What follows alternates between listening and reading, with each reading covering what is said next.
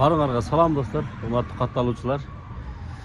Бүгүн Ош шаарынан барыңыздарга салам айтайын. Барыңыздарга мен бүгүн Жалал Абадка салам айтып турайын. Себеби Жалал Абад хит болуп атат интернеттердечи. Кече Ыдырыс Исаков барып Жалал Абадтын мэринен маек алып интервью алган экен. Баягы адашып калыптыр да, 184 миң дегенде 184 миллионду болгон, же 180 миллион дегенде 184 миңди 180 миллионду айтып алган иши кылып, баягы адашып алыптыр да ошол сандарданчы. Эми аны барыбыз эле пендебиз дейм.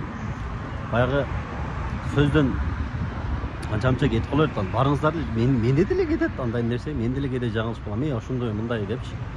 Ошону адашып калып, анан баягы чоң бир саясат кылып, группаларга жиберип, мага да бирөккө жиберип, эми ол уят болуп кала турган деле бир нерсе жок да. Ошо мындай атайымда жалпыга тартып мындай калып мындай кайрылуу кылып коеюн дедим да. Урматтуу достор, мындай биз өзү ушундай бирөөнү мындай неме кылганга өтө бир маш келеткенбиз да. Барыбыз эмес мына кээ бир адамдар аңдып эле турганчы кайра интернеттерге чыгарып, анан кайра эле айланайын эми ойлор дейм, мындай жаңылышып калыптыр, адашып калыптыр, жаңылбас жаак болбойт, үйрүлбөс туяк болбойт деген бекеринен сөз жок. Барыбыз эле жаңылбыз, ким эле идеальный болуп.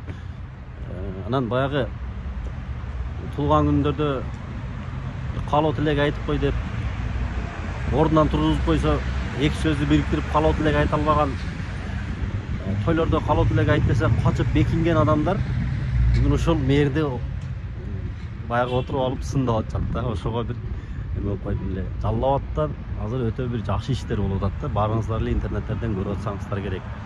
Мен бир жолу барып келдим, андан бери бара элекмин, кышында бардым. Жалал Абадтын өсүп өнүгүп, мындай алдыга жылып гүлдөп аткан шаарлардын катарына, азыр Кыргызстан боюнча шаарлардын катарынын алдында десек деле болот да, мисалгачы. Анан ошол мэрдин дагы чоңдон чоң бир салымы бар да, ошол кишинин дагы салымы бар. Ошол киши ошентип иштеп шаарын гүлдөтүп атат. Анан кече бир ошол сөздөн жаңылып калса, ошондой тепкилеп атабыз да. Бул туура эмес. Тем более Орозонун күнүндө достор. Андыктан мындай мыкты жигиттерибиздин, мыкты мэрлерибиздин дагы жакшы иштерин айтып, эми баягы жаман иштерин айтышыбыз керек. Мындай мамлекетке тиешелүү эле иштерин да, мындай туура эмес иштерин, туура эмес адамдарын, ушундай нерселерин баягы сөздөн жаңылып калганды мынтип тепкилеген туура эмес деп коем. Андыктан бүгүн жашоо бул бумеранг тапкот. Бүгүн ал киши жаңылса, ал кишини тепкилеп алсаңар, ошол тепкилеп сындап аткан адамдар эртең өзү ошондойго кабылат да. Ошондуктан муну бир чоң бир резонанс кылып эле баягындай кылган кереги жок деп ойлойм. Жалал Абад шаарынын мэрин жеке тааныбайм, интернеттерден көрүп мындай кылып жүрөбүз.